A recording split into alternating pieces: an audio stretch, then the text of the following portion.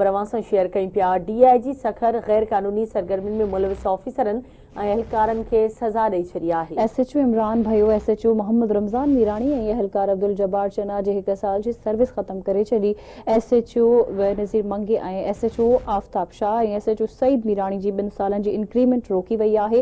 SHO Sikandar लाखेर, SHO रहमतुल्लाह सोलंगी ऐं एसएचओ गुलाम सफ्दर बोज़दार जी 2 सालनि जी इंक्रीमेंट रोकी वई आहे। डीआईजी सखर गैर कानूनी सरगर्मियुनि में मुलविस ऑफिसरनि ऐं एहलकारनि खे सज़ा ॾेई छॾी आहे। एसएचओ इमरान भयो, एसएचओ मोहम्मद रमज़ान मीरानी ऐं एहलकार अब्दुल जब्बार चना जी 1 साल जी सर्विस ख़त्म कई वई आहे।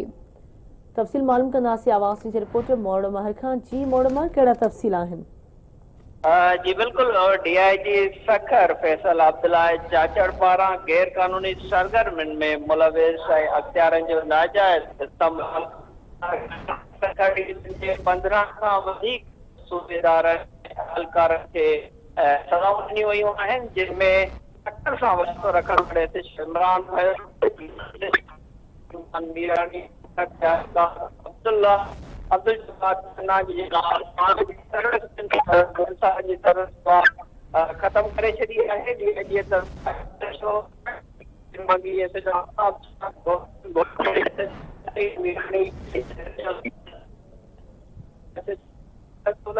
गुलाम सफ्दर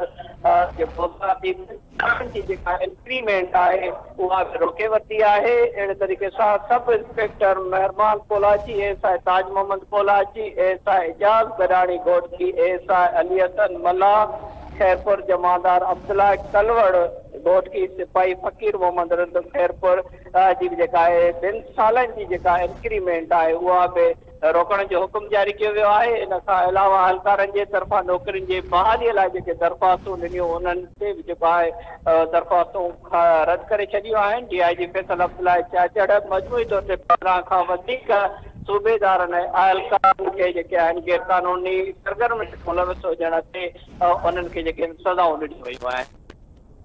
ठीकु आहे, मुंहिंजी महिरबानी मोड़ो अपडेट करण जे लाइ।